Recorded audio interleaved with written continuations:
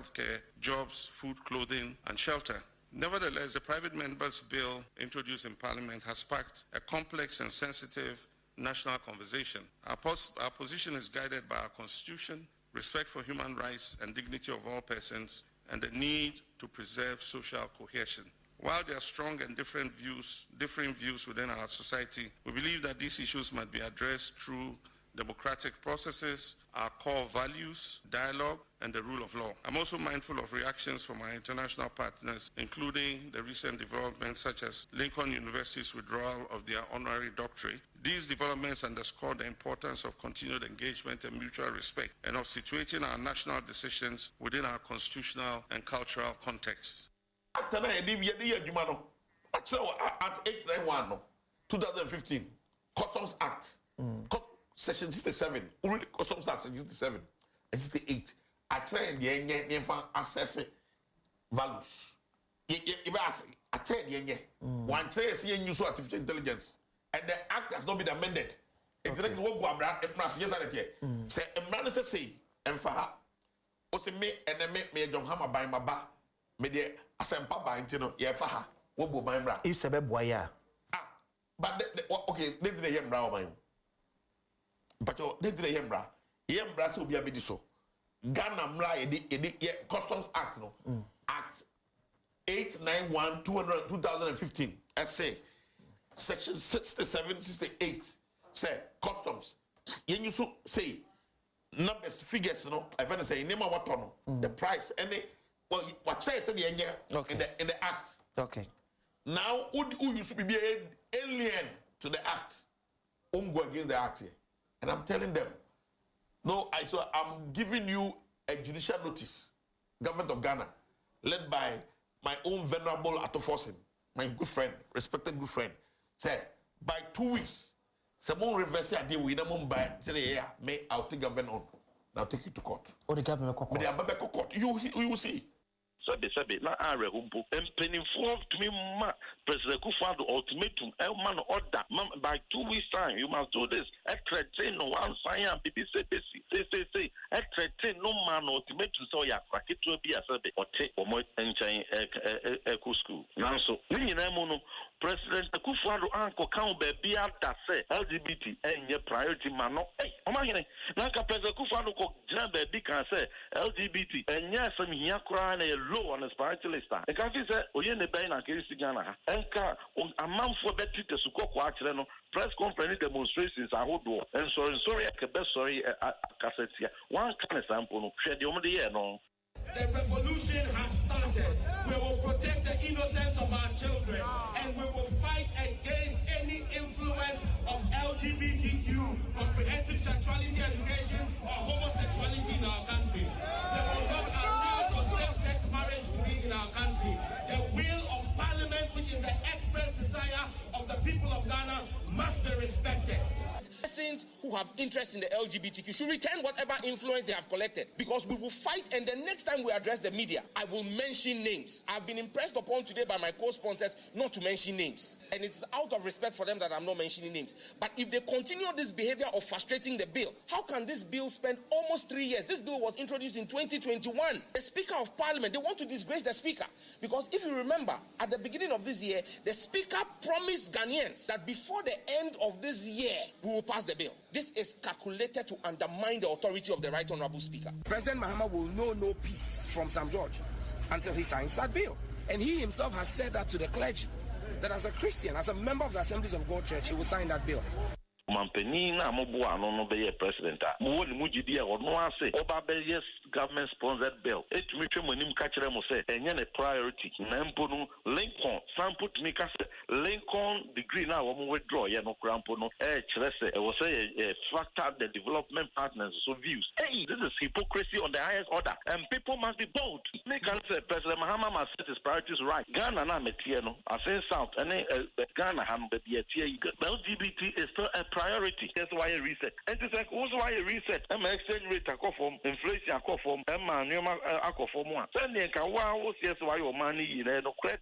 Those basic needs shouldn't they have been addressed? It is second by your own achievement at what time to know a contradict assessing will make it. Brother woman only a presence on sign. Sambreno who promises about best sign. Sambreno they are solve basic needs problems in everyone. As of in your boat direct to the president. Me and Wada Siankano Krumuha, a bedroom review is of also who can't praise the Lobian. So there are two ecumenical bodies, Assemblies of God, Bishop Secretariat. After all, Abasobodia de Boma, Omampeni Mama Baso. It's not hypocrisy. It is, and I'll be bold to say it as it is. I disagree with Yamampani, John Dramani Mahama, when you can say, and yeah, a year, Nadia, and the topmost priority. But Alban or country Ghana for, sir, a idea, a yeno, and this one, I do obey Ghana for. And just a nay, the 2 years and also, but not the and this way, we are trying to me the assurance of the but Ghana for the LGBT, the fight against LGBT and topmost priority. But leader, no, it might not be topmost priority. Okay, journalists against LGBT, Ghana. Catch a Mampani and say, Mampani, who share Ghana for bo, a boss share Ghana for no, train. We expect and say, pass it, say, and Brown. Now, I'm not pass the Parliament did that into sent to it. Just that the processes will have to start again. That is the only thing. Those speaker catch and said, there's no need to say, basically, the Ohana and the Betwas. To it, and simple, and once the company go through the process, simple, can anchor. So I think the topmost priority, Ghana for Yati. Yeah, right. Your listeners are saying the vehicles were not there. You said something contrary to that the vehicles were brought. You saw them, you inspected, you signed for them, and later you asked the person to come and take the vehicle away because the person said they were afraid, the supplier said they were afraid we wouldn't pay. And so you went ahead on your own to extend the contract. Now we are asking you, are the vehicles here? Are the vehicles available?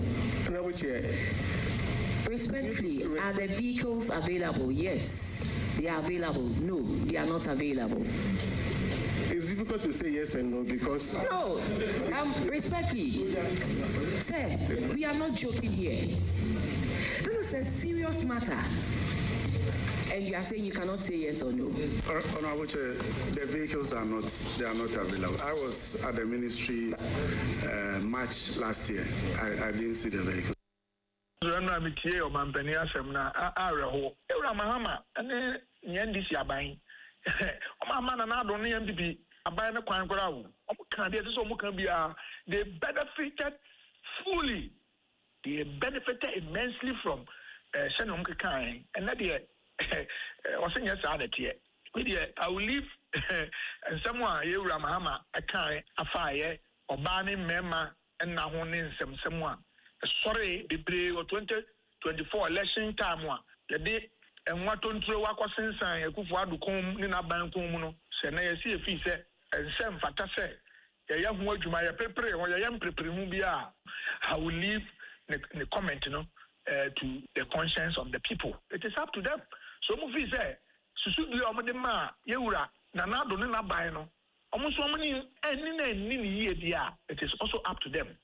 Then no menya kwenya say any chopper bi kura mfama na na do na ban if say they also wanted to do the same thing and na yewura mama say idea edwum hu ne say any jesem but here the areposem number na minister ne bobo 7,000 no bought 3 budgets which is 2023 2024 and 2025 now shema 2023 budget I change posting no yeah nkwa na about 17,000 2024 for no mudi echi omo about 24,000 2025 for kra afi omo we college no enya omo let them put on my starting national service. Question you say and say yeah papa cocaine. Idea a barber boy and I say barber high because you need in Kofua a best son 7,000 and I see be a porter now then yeah shall they acquire 7,000. 90 if you say any distance by a train number no ama I na pa ama a high because you need almost qualify for that 17,000. Now the enemy sanka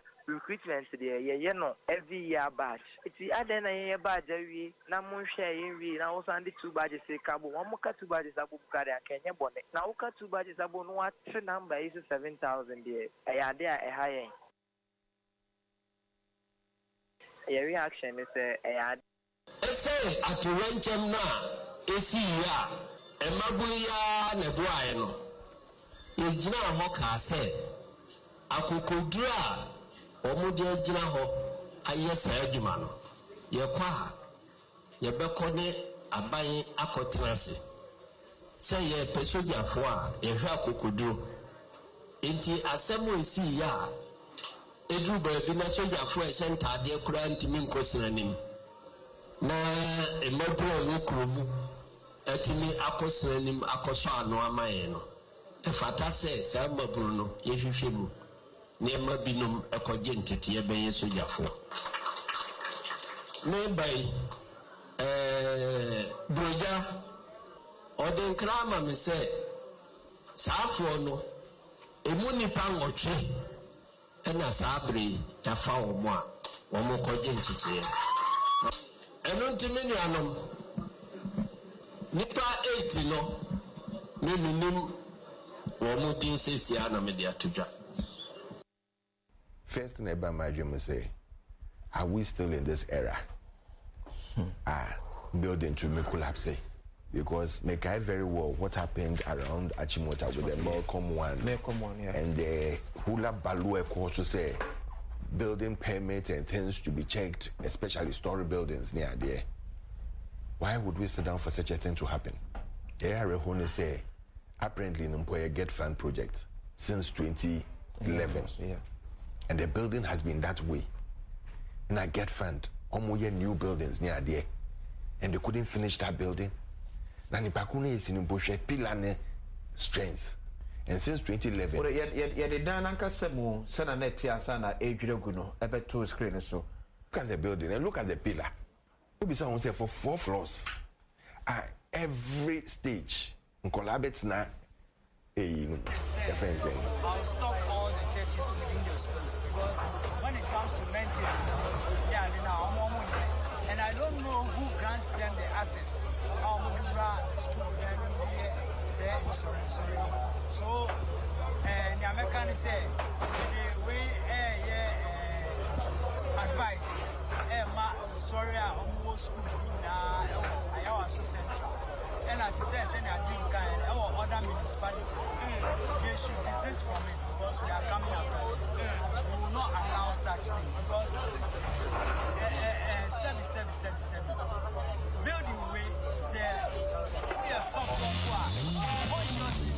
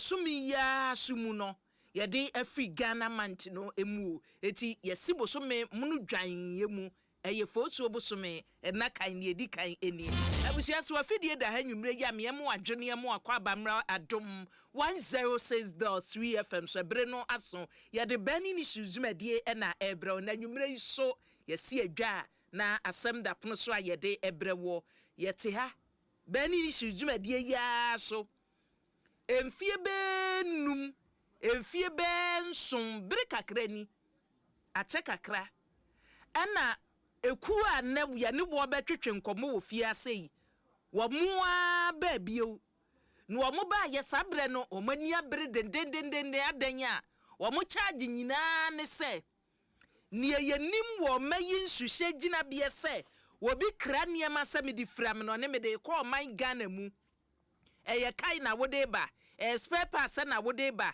eye provisions na wo de ba ade bia wo de ba wo mayi mu a efa wo mayi hwehye gina bie no kane ne na nka ye nimuo ne se yesi o customs fo nie migration fo ene bie na ene okopoto ho no mu a kuwudu beniema wo be famuo ansa na wo niema no watumi ayi aba abonte no eti obi tumi kɔ the whole day ojina ne niema no wontumi nyinwie efse wo se wo kɔ customs se wo se wo kɔ bie na ye wo se wo kɔ he ba bia wo se wo kɔ nyina no wonwie na de asa enti sabre na MPP abasi o ene saade a enkrata bebrebe se wo be kɔ ha no wakɔ ha nti no ye be keka niema ni nyina bom na ye nipa bebrebe kura wo hyehye ntamu na firimu ye pese ye yida human interface no wewom no na ye man krata bebrebe ye twerɛwe na computer se na aba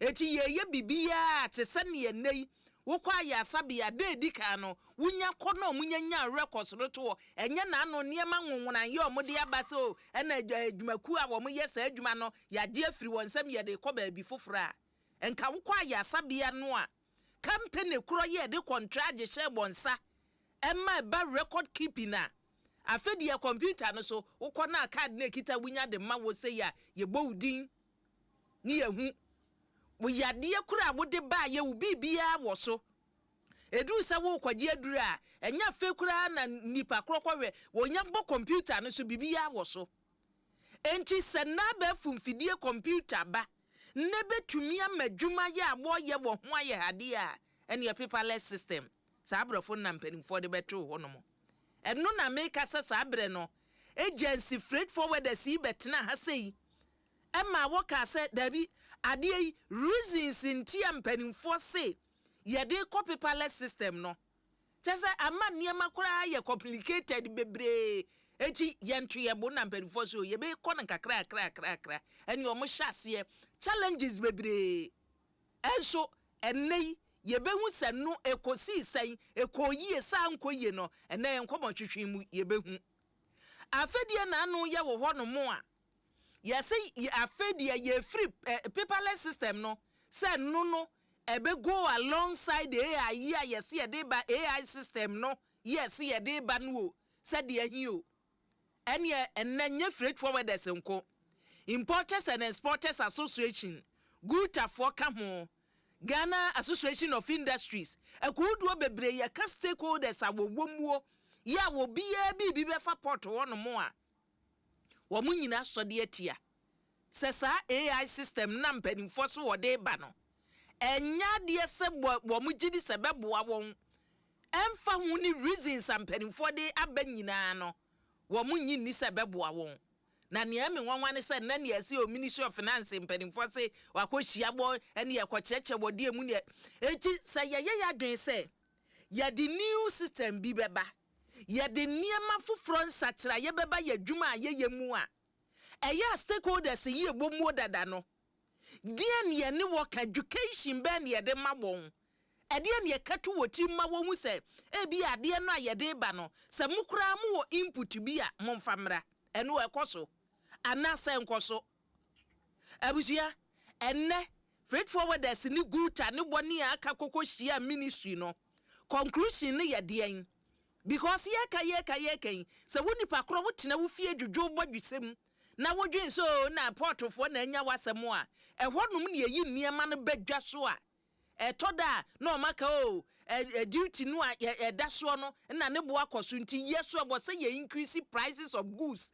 e wodwa so enti se wo mu ekoyi niema wo mu ekra niema ba ana se wo mu eton no se kobasa niema no wo yi na duty abode yie na kosoro ni sika abode wo meboka obe pass sad ka no dia beto consumers ye mene wo so consumers ye na sa ka ni nyina omode beba beto ye so eti ses ehyasie se bobo ba se ya ewo se yetumi kom na reasons ampanifo ma no yetumi eyi ne maako ni ehwe se ni enti omosi ne yehia sa AI system no sabre eyade ehia yesi ye ne ehia ansa ne ye ne fata eyekura ehia ne ebebo ndudo sabre ana sa AI system implementation no entumi mfa de foforo bia meka port operations a ekoso efa ne enti ampanimfo se ye wo se ye de system no ba no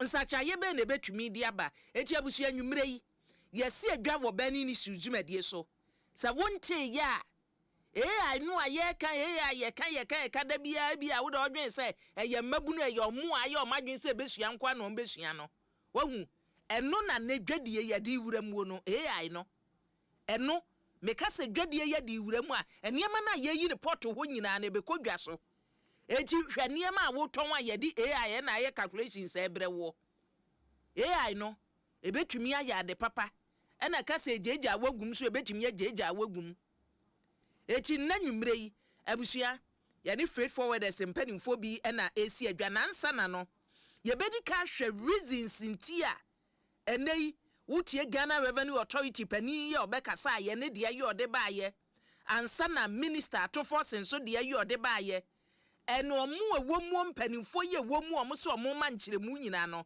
wo mu nchiremu ahodo omo de aba no e wo se etumi ekomu anwumre yi na ye huo se wo masem omo kan anyanya bia se wo ye dwadini se wo ye obi a wo koyi wo niema bi e wo hono mu a asem mpanimfo ka no etwasumu e wo se adwadifo ne ye din wo gitum no wo boa emekoso ana se wo se nsakira ye ebamu abusua anwumre yesem nie na yade asedama Franco Trading Enterprise ya wadom yen e ka papa Franco a abusua da bia meka se wotumi bia adwuma wo man Ghana mu after 10 years after 5 years after 20 years na still edaso wo ho no mo a na say you are doing something good, you are doing something extraordinary than nipa bi dia omoye e de betumi amo survival sa ebi ne Franco Trading Enterprise die papa Franco shase no na wo awunim dada no it was on mobile phones so and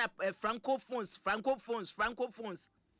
ena ye kwa animu na ose da bi Ghana fo hia air conditioners, Ghana fo hia TV, Ghana fo hia computers eti sami metumi anya ne ye ne quality no wosoro na me dia ba why not en wo dia bai wo de ba yeso abusunya be dia danse se wo a wato Franco TV wato Franco air conditioners dia na wato free papa Franco ho a ayoka da bi ne kra de ye the washing machines abeka ho CCTV cameras eka ho de hia so obekwa dabraka edanya ne Roxy cinema dia nimhwe no hono mo a na Franco Trading Enterprise ubehu won ukwa ne ohia bi age na memenda ebai ye hyase wo kena ya na Linda do chese ye frobe pono ano no eti efich na ekono wuti kwawu bepo a na chese ye kwawu ebere no aso ye giramu a ye ekone ye ekone sen eye Easter no an ye ekodie eti wudie ye wuye bia bomodi se weekend die oh we can no play we say ni no asi ayeko no e we say nipa kope ba bi di no mpegu eti die na womuo weekend ye be kokwawu na wunim say Adom FM ye kabom ni ene nananom hemfo e wo kwawu se ye di Easter ne bebre wa ene ye kukuru ni se kokuru eti this year say ni ye no ye hyase ochena no a ene ye Linda door ene ye be hyase e de afri na ye fro bepo no ko Bunsu Junction ni ye ko na akwaba bash ne beto aso Adom Park eno Guinness Adaro Manila Vons tomato paste ye ginam na cooking competition no so ofie kwan so eno ye memenda na no amame noa mesi nipa ne nsa no mo mani wiase ne manyina o emmo omo na omo ye aduane wie na atwamu asela fenta esu uka bi hwe a enkase mesi cooking competition no ebekoso no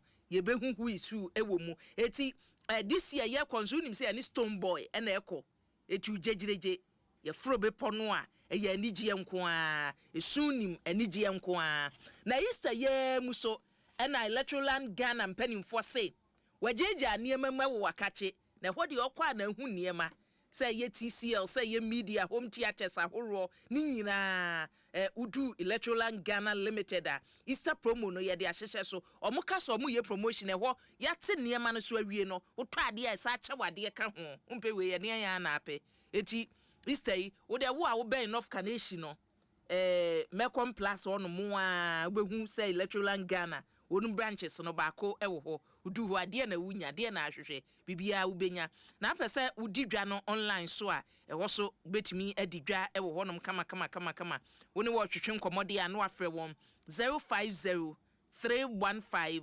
9739 050 315 9739 okwa ni ohia bia wonsa ebetumi aka abusua medin ade akua Buachiwe yato mo frame ABY a mejo so na Adaroma production team no etamechi lawyer listo wo kwadwofojo sada so na jamratwum akowu a kwamkulenu producing from afar otechire ena ne odematum live wo Facebook na YouTube eduetete ene oba Facebook and YouTube na ehwonom no wadwenkyere no wodi bi tu asembisa bi a wo no ye begebre na ene yakenkai ede amount na medical ya gbowa no humba so se ene ye ne empanimfo a ebasa niema na bedu ewose yeyi a wo akogina ho no mo na wo bete kwa wa toda nipa ni bi na behwe na mia meyimade wo chese wo wayira ye wo mo a omo de no ebi aye adwuma ne 30 years 40 years chese Ghana ade kan ye se o na mi agent na mi freight forwarders ene ye ne wo si adwane ye boboba no eda wabam eti ye ne won ebetwetwe ho enkomo na ne wom poten no ne enti a omo chese ene mani bi wo ho no mo aye nwonwona wonte won ho ase papa eno so e wo si etumi ehwe no anwumrei eti abusua empadimfo a ye ne won esi adwa ene anwumrei eye ohene ba kwasi afewu a ye ka ohene ba kwasi afewu a unim se chairman of that concerned traders and forwarders association of Ghana brofo no eja fewu a ewo fi ha Michael Obri Ejei convener ya chese concern importers and exporters traders and freight forwarders abofo no ni burofo Charles Kusia Pierre Kubi executive secretary Ashanti Business Owners Association so ewo fi ha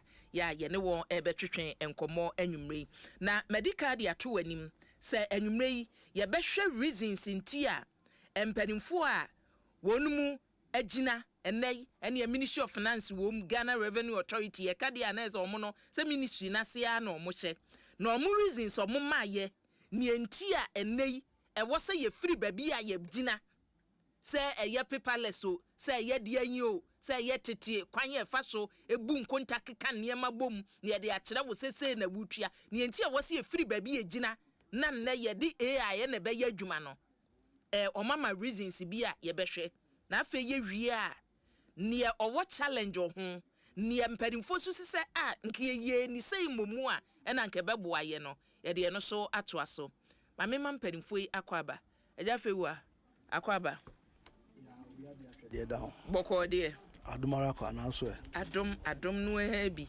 na ye de tia eja akobetu ye sei ya na utim se adom na dom ye eja biri majo meso majo me majo ansa mama jo yenua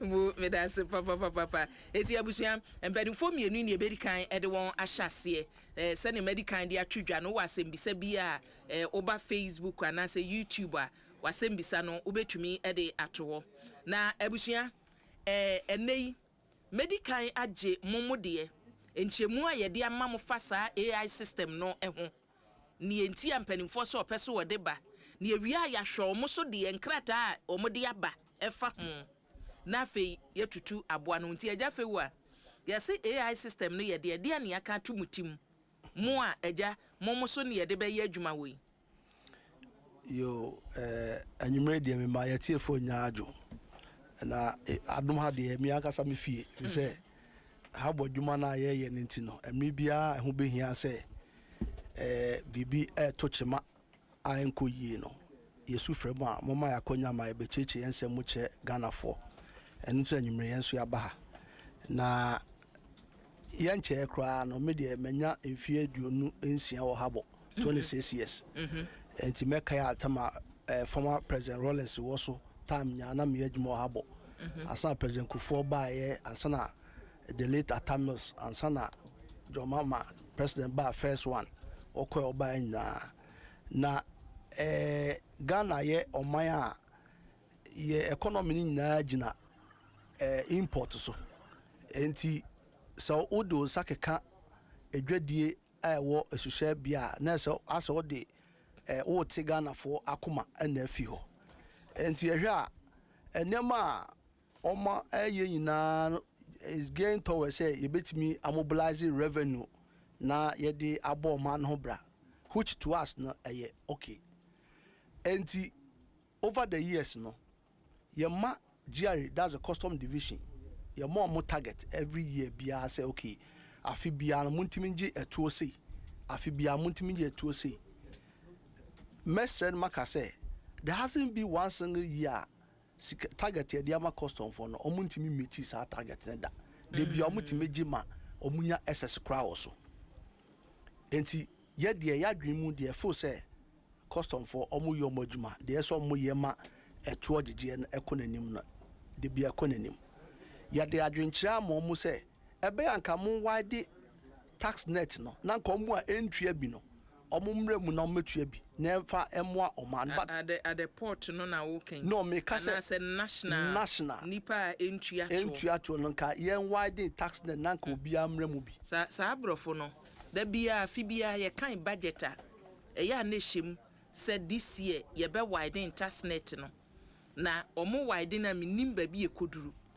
eti se mo de ama wo mo a omo so ka oh this year say ni ebeko me kai 2 years ago kra de ni omo ka che ni say adan ho to mo asisi dan omo ntua to na nipa bebre so wo ho no mo a te say carpenter for mason for omo keka ya minim si atumi de omo abeka ho a I think say from the working and ye nanke bu nkonta me ehu say oh ye kan say ye de we mbeba beka ho no ye de omo baaye ni ye de beka ho ni wona me gidi say wo say ye duru nanso ye hu ni sa ba bibia koye say habo no de wo de niema e ba na say wo be yi akode a ho ni pekin kran ye mu kom ni enje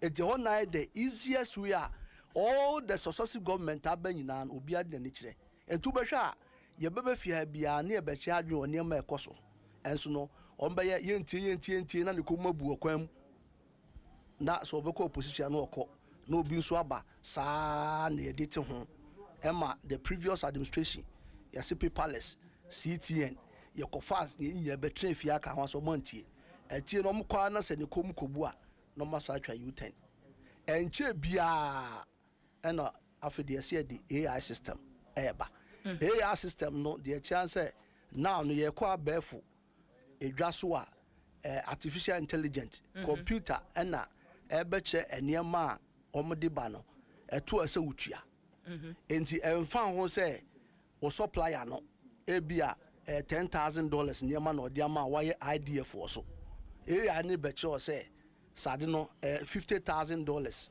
ena so kotua ho duty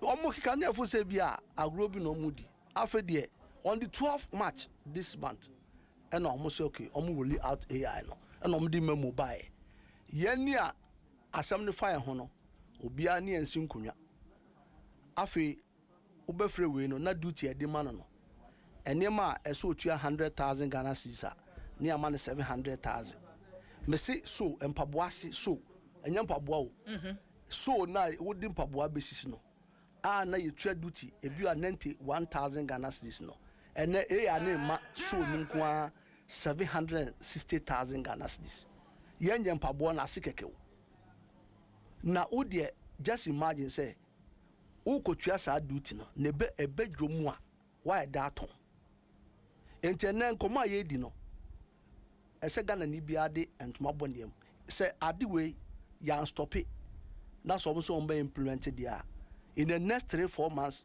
time no obi antimi kodwum kota de ne wu kan na say omo no hwe say ye increase ye revenue no yes sa aspect no omo hwe ye hwe ne omo akafa sa AI no system say ye adwuma ne betumi aye ne edikan ebe tuo de ye a wo kan o mame ate ase say to me ye adwuma ebe increase revenue generation by 40 to 45%.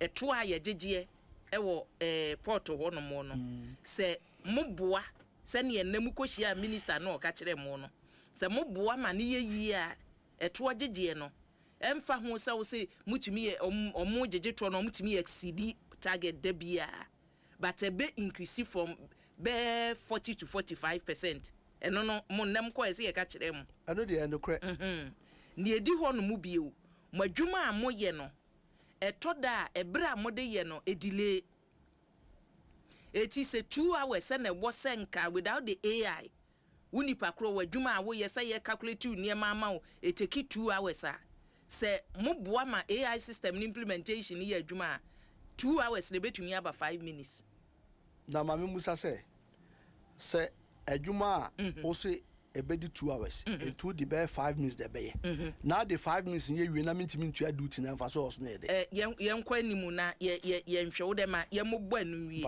na fe ye wi a ye mre sikasem no so ena etoda na omo ye calculations no amam so a omo se mfonso bebre tumi bebam eti se AI no na ye a sa nkontabu bi a mfonso aba no so ebe yi bebre firi mo amam eno so metimi aka se enye ne kure efise duty ne kura na custom for the man na okotua etama okoyi niema no omutimi ka so se we die ebia mobile phone uka say mobile phone no the type of mobile phone na we yi no we die hu duty ne isua omutimi sa ma bi na otua kan wo habo ansa ne ma na pie enye de bia but in most cases by 70% of cases e report no usa tua additional duty kan even po na nse kra dollar ne ba fom ewo pezema ma time no se ade ananka tua duty 50,000 so okotua bia 35 and I say 28 ukodu port na custom factor there be ade we say uduty utua 50,000 and to tua 30 dia ko top up kan who make argument say na dollar ba fom the reason why you the for anti omne ma so na monti ase na make ache mo no die ntia say dollar no President Kufa time no from January time President Mama buy near the 15 point something they calculate duty and na ombe ya na tiba form and tiba form no affect duty straight away it is so 50,000 it means that you are paying about 28-30,000 it there going to be a shortfall of revenue straight away the government is not meeting his target when it comes to revenue because dollar na swati usa ko do port na cost of factors there be adu ye nim se na mutu ase enti ko top up kan ho etu top up na wo be ya kan ho no na sa akwa akosi de na atu anda na enti be na dwadini ba waka je so nte ne ma so beti so enti se na monti ase se na dwadifo ntom ne ma so a e no monti so mti so nya ho ne free ene na make achew enti na che se dollar no e ba afom eso teye no panimfo na atumi de omutumi ka se da bisa ko na kotua dada because custom for your mom target so bu meet sa target no it is as a revenue officer bias no or pesca not ultimate meeting target and to our officers there we the mutu be 40,000 tin what you are 25 menti ase kotua bi ka ho etu be ka ne amo kotua na se sa na wo kan dia na se nka bibi ti se AI system yi ba na nye custom ni na e ka se dollar na kofom ba media me pese me meet me target chinchina akotua we na AI no na eye calculations na sane nke beboa ma accuracy na bem. Yeah, we are not against increment or revenue. Yehwe present mama Juma wadi for the past 1 year nyan. Our economy not stabilized. But if care is not taken, AI then kwa ebedwiri bi agu fom.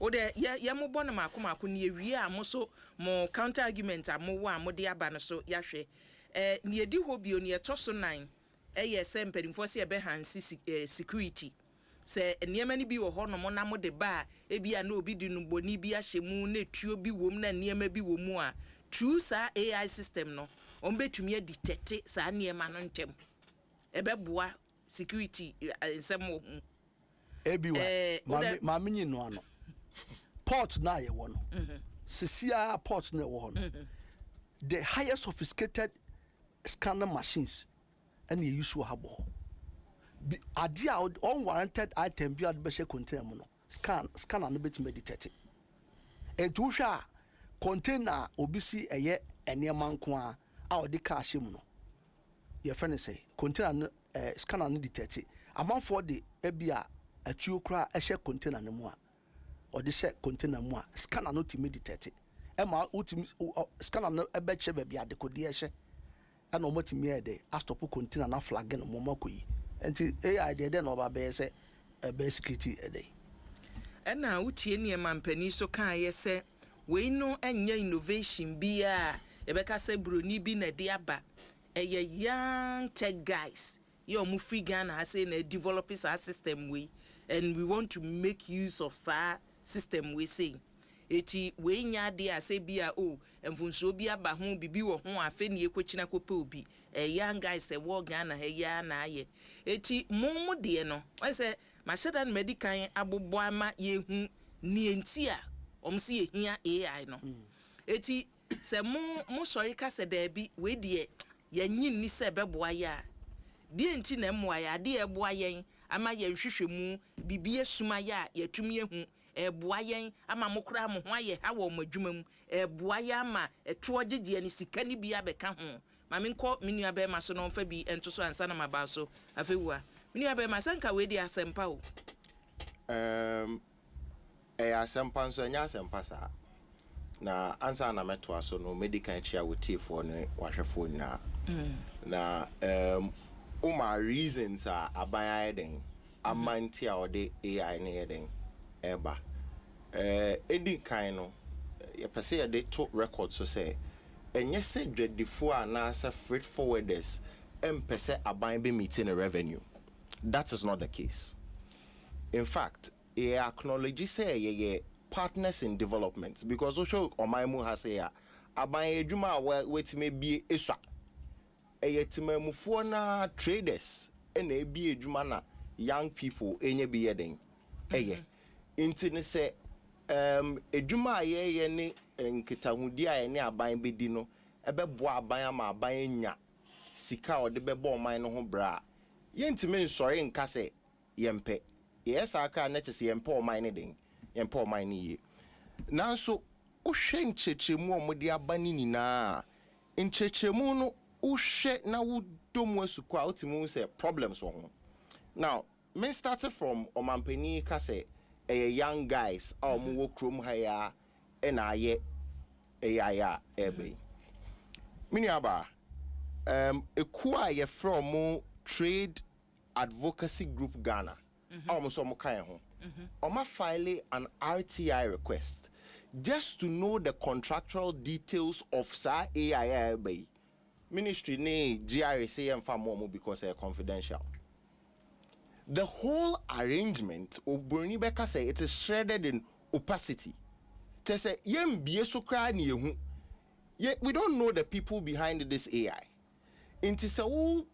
On one end you tell us that AI no young people or more room hana and on one end you don't want to disclose the people are.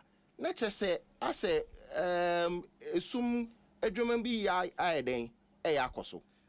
do you have to know or more or mu develop a system na nsa na magiatum. No. Is it because say musuo say bia yen trade data no be kwa akodi nipa bi ahwo bi wa na say what is the reason? That is one leg of the argument, but you don't need to necessarily know who is behind, but you need to know for transparency, and there are lots of things. So we need to know how much program AI it's costing, because as a business person you want to know whether it is coming at a cost to the state and how they are transferring the cost.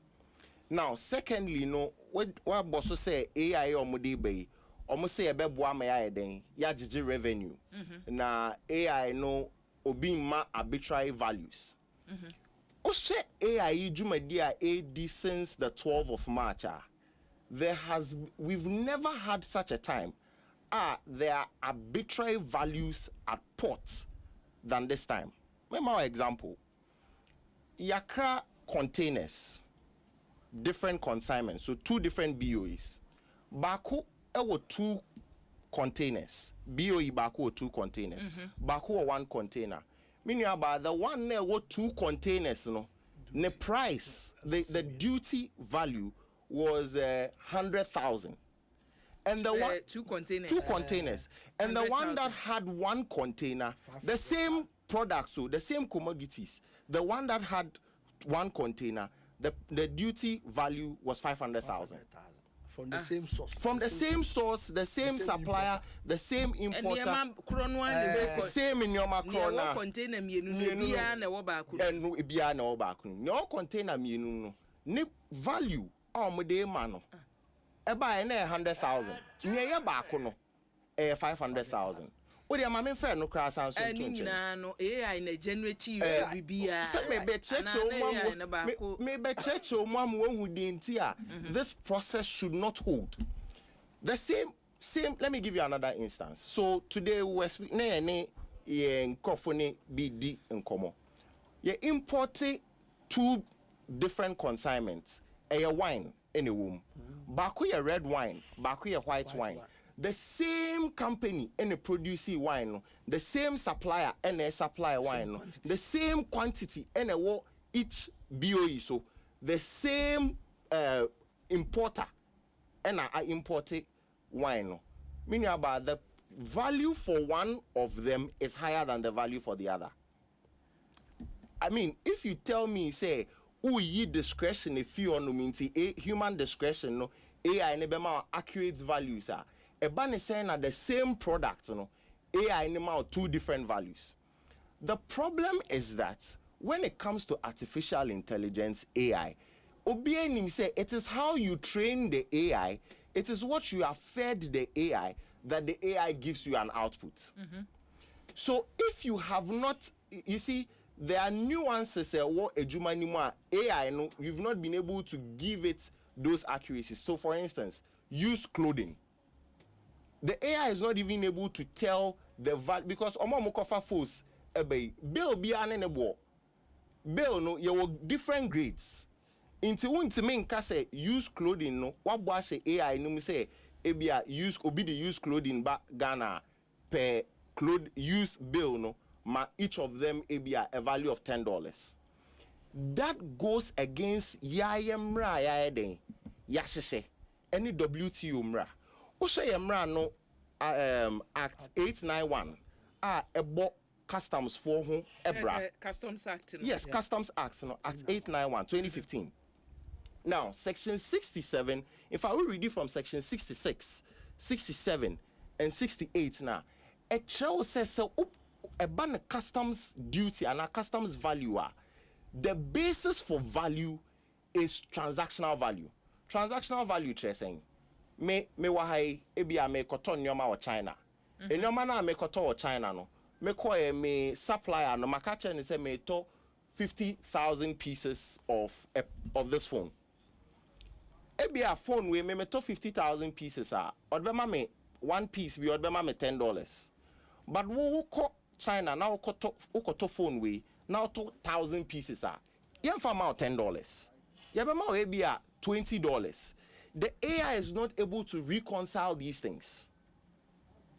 Now, customs. Enti ni AI ne de ye ne say we nyina ye iPhone It is a nina iPhone 13 and fa ho ni baby ato free me da nya afi na mbehwe say and China and iPhone crampo o dem fa no yes phone dia say yam say there no obema say phone there now mami to aso ncheche mami to aso ncheche o say we iPhone and we Samsung we see now how dangerous this particular system your model be etie. You see, apart from the operational challenges, no, there are legal regimes operations of the AI no, and in your moyeni na adding. It's a mature at 891. Now for Act 891 section 68(3) now. A trial say ye won your mabi or honoma ye find determine values. Ebine saying Act ne say men for 2 values. Na don't pick between 2 values, the higher one, and give it to the trader. Inti don't have a system a create value A, value B, was a value B no wasro. Inti media akwesi kotuye no, and then your duty. O check customs or more notice Commissioner General at the buyer. Na or say customs officer no or ye valuation the mount. Nessa customs officer an evaluation no ye no. E was sure saying the AI ne dia manana. Onfa or no ne dia ne wedding e was sure no. Na so ye nessa AI ne dia no was sure. Onfa AI no e mao. Na mini aba sa asem we ye kwati bi we henfa. O se product AI ne krom de buy na. The omo say yen chire obia at the crowd we de yeden. Odeba. So the end users don't know what you are doing. The people who are supposed to use the products don't know what you are doing.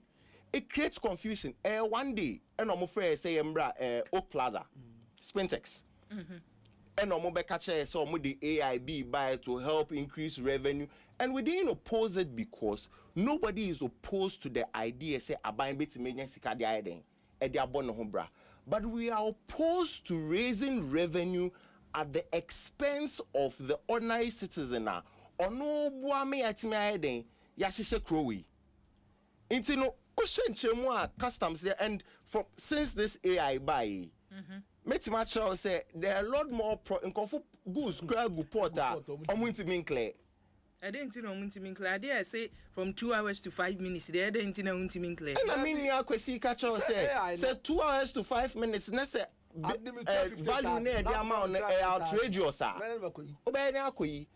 Okay, it's a calculated amount, but because say we see can soon that should go. Yeah, mammy for being a case study mount. Minim say be a use macro fear. No busa macro boa. Microwave 20-liter container. They do 270 pieces. But one box will be a one issue. Now you duty 48,000. AI now my 166,000. And in effect, no one microwave duty 700 Ghana cedis. Bakubia. And then me mam workers call. Me mobi call Hisense. Mobi call Melco and the China Mall. The higher price omunya no kwa no omun fa so also atwa duty awie no 970 Ghana cedis. Enti no microwave ubetua microwave ba ko hu duty AI amount microwave ba ko hu duty 700 Ghana cedis. Now nipa no yiwia no ochina wo ba ko university now see oko host and yen koto microwave manako na wo say 4,000 no obeka chese eduadifo timu yade na mamemfa we ensan so ansana wabem hwe during this period dia ye hwehwehwehwe nyoma mu eni ehu say obi de commodities aba, that's rice ne sa nyoma yi ebiaba value na ye de ma no say ontua as duty no ebro ahia ono say ni nyoma na ewo edwa susesi a no ahia oton no even with say otua taxes ama bind that. Now catch me say we AI na ebeboa mini aba AI na eboa na say ekunyan enti Mr. Fewa yemra ye chikakra na yenhwe because menemu a na tena fie ha say wa bra sa paperless system no ho asem ba ye na da bi mum yentu ye bo ansa mum ayenhwehwe mum yenkomu ansa penifo si o ye ya ebeboa me similar niema wo sa paperless system no reasons or mama ye and then two and neso edie ho eti si edika bisa say paperless system de no I yield good results at nei ama mo adwuma bi am ho aye mo hare nke no ye hwe improve anka bi eno no be better na say ye de tutu we hu anhu niema say ebi wa say paperless system na eba no make one of the members, secretary, former vice president, anymore, a Flaster House. The time or two, so within 5 hours, so to me, you near more habo. You catch them say, and you're possible, but one because Ubeko Bank crack to your duty every Ubeko shipping like a release. And sana Ube deposit gapo hanya, there your timing.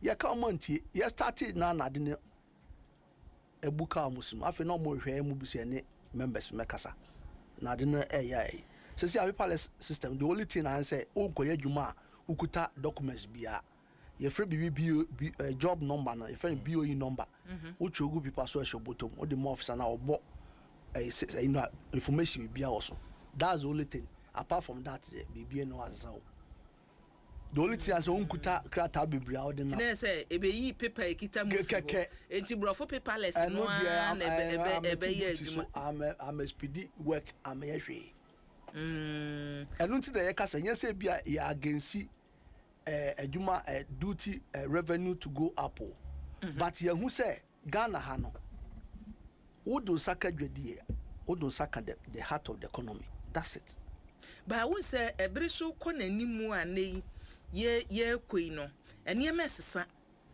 ebi ni example a wa me se ne wo mfa nkrata bebre mu bo bu biu anya hwe no chiti kitu abi kita udu ho a wo de maye bohye mu a na se eno na ma ye ni wiase ko kakra eti woni ena base a publican AI wo hwe system no se minu aba me ka se o kan bibi se enfonso wo ho ne yebwa kan nyina ne se ye ka se ye conclude ama samria ne wo mu ane se enfonso wo ho eti enfonso no a ewo ho no computer wo hoi information ade be feed no ena ono so woman no baller obema baller ena mampani so ame ate ase se omo develop system no omo ye Ghana fo ene omo nete ha so is it possible say ye betumi ayi kase da bi monko nie mudi afidie no ode ba ni nyina no baller eti yensesa niemam mun fa information nkomu yi because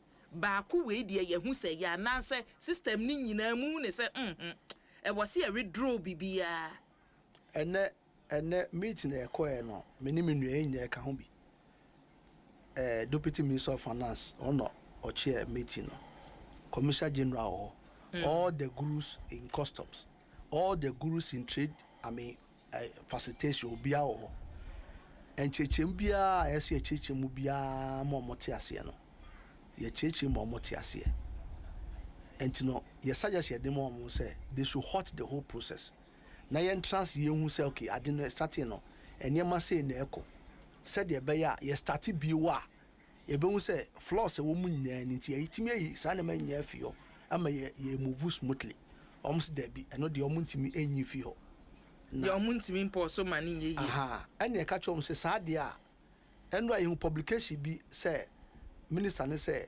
AI no generate how much? I said 3 million cedis extra every day. You any problem with that? Every day. Yes. Every day. You started implementation on the 12th. On the 12th of last month. Of last month. And yes, you say 3 million every day. No. Omo check say emu ahin na comfort duty. Emu ahin na comfort duty. Make us CCA and comfort omodi niema ba e ani bia chom say some boboka there they will return their contents back to the suppliers enyo man ni aboka hwe mame fa entina say minister no sika wo ka say ye generate no enkoto accounts bi e projection say mutua say ye so omo data say 2 weeks ya generate enough money but as say sika no akoto coffers mu no obi antimi ntua I'm telling you obi antimi ntua obie no otimitua mpacho kan we na tie supplier or the near 370 containers. Also, of frozen cargo, or order for a re-export of them back to the country of origin. Before, see, due to high cost of duty, and taxes, and unnecessary delays, yes, our clients have instructed us, the shippers, to direct all shipment to Lomé and Abidjan. The first 370 containers are being shipped tomorrow, and we are instructed to submit BL draft to you. Now we're not so maybe we're not and there's 2 things. So are generating one thing, but the capacity for others to pay no another thing. And do to do generate. But say ni pa bet. And they say the van say over stay containers ba bebre. And a container so is still watching you to ya auction. The busa says auction poor. Scanner deep ye ba shamu bi kra no kra say 100,000 dia mo bi 25,000.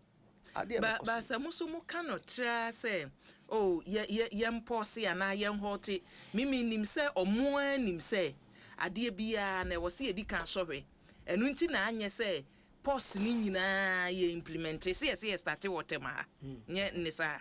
Eti yam fan say a pilot a watermaha. Eti se mumu koma suggestion na ye say there be mon tomobo yemfa nsi ase na ma timeline bi say ebia mon tomobo na mo de yenhwe be na watwe mienu munko siesie unsese na mo kan na say tra kakra na ebiwa okay enye trasa ye na odi pacho be microphone ka AI no odi be adwuma magana for yes ni ejina mu agigi revenue ema the state no enti wan hu ye hu hia one day mpo ene kra meeting na omo friend no is as a result of a press release aye no Monday a cover no ene nti minister no efrese yemra ene ne so nsema yaka nyina no se nyansa wo yenim se ye de yaka gu ho no so mba hu bibi omonye anye sa wo de etia e be say try you 10 because besi wan hwe o man stop ya ultimi kran koto bibia. I'm telling you say some man stop sa do ya ene make us macho ukọ refa yada omo yi na mo bia se onyinam because e ya no mo high duties etebedu be wan hwe na ma oton be 360 Ghana cedis ukoton be 800 and 1000 enti enipa ba be sofa no eye consumers state in the open revenue said the open na enti kepa ye na okay utua we 70,000 yenye no 15% nka ho na nka emuvu kakra na dia utua be 70 ni akoma 400 utua 35 ni ama 350 obede no wa price on ma no ato any only duty o trucker odi be fa ne ma no enka ho your friend say emfaso a eso onya no enso e wo hefa sika de koto ne ma no so kra unya etu de me fa bit say macro with their making so utua duty nko 700 Ghana cedis and duty pay cost price MI any other charges BMI it does air freight so be cost because of the new tax asaba now koto macro ba ku bia be 4,000 Ghana cedis e wo market how enunti na me bisa mini abema na me bisa say ene ye reprogramming system no say there be baby adru no ye nkoye ni say na ye famra na say because muka say oh mom post so wo dey sa adwenche no koma no because make say ye ready budget awie ye kan eto a ye gege wo mayimu say hin ye nya free pa we report o free mu enye ye eti o mani da so kese wo ho no mo a se niema nkoye wo ho say pe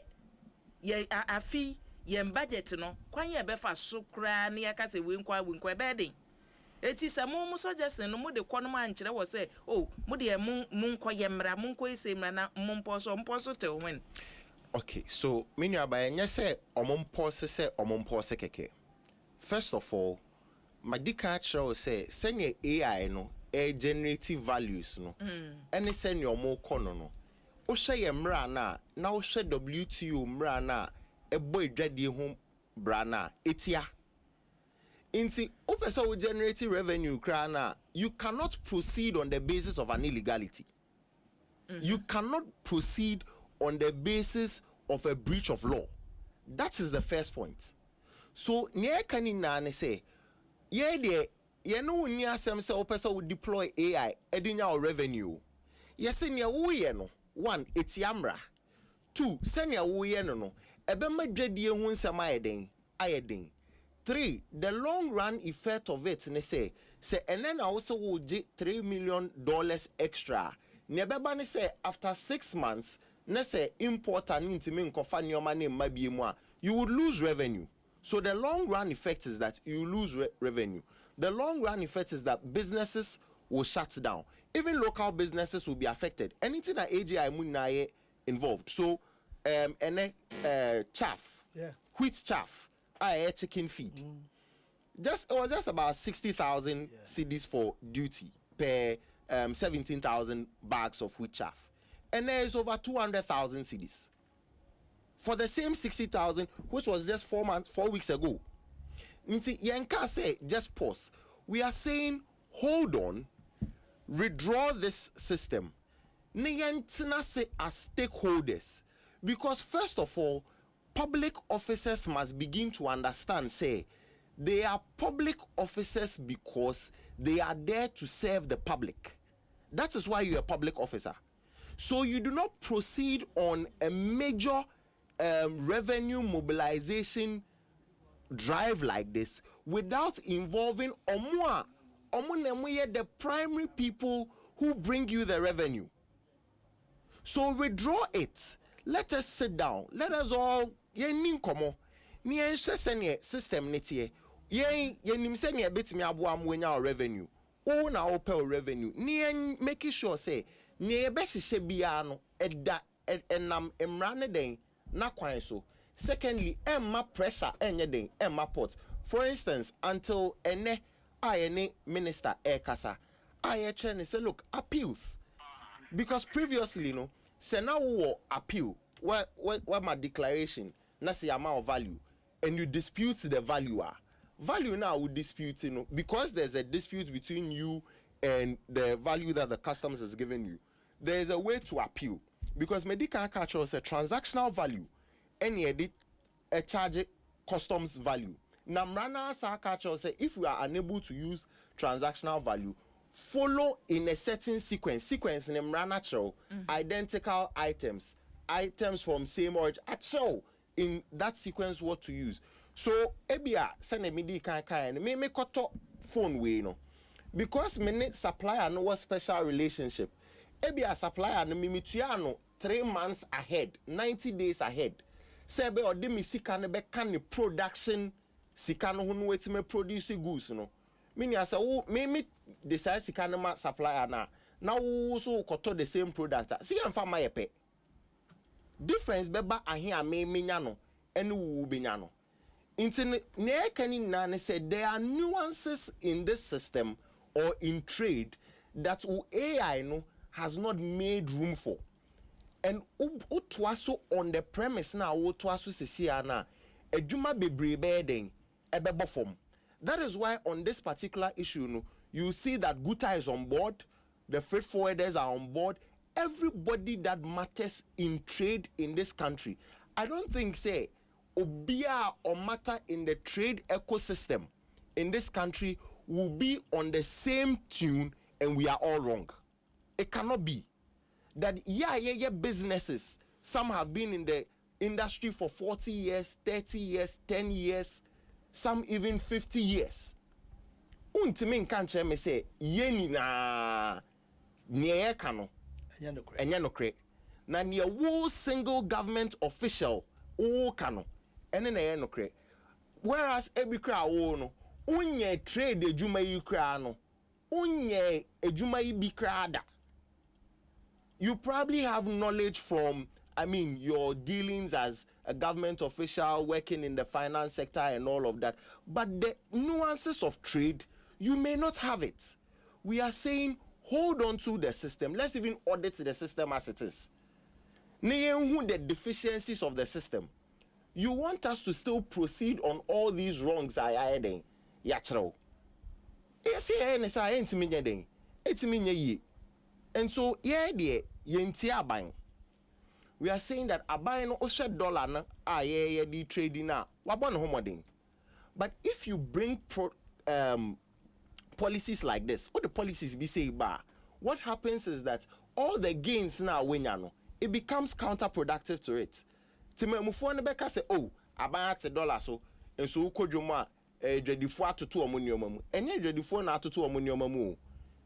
Dollar na time ane wosoro no kra no. Na duty na yetua no. E wo form say sabre a dollar na kofom. So we catch a class 1 new crap na onji wundi. And so these are the real issues that are there. Suspend the program. Let us engage, stakeholder engagement. Is it difficult for a government agency who is implementing such a huge, and you say it is a risk management assessment tool. The AI is a risk management assessment tool.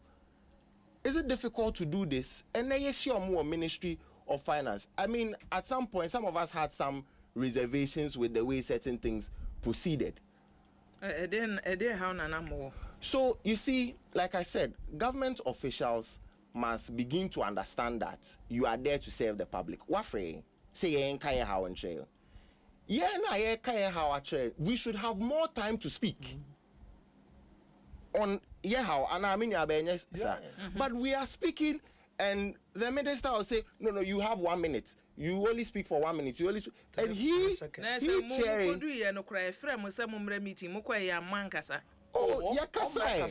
But like I'm saying, you the one chairing should not have more talking time than those of us who are bringing our complaints.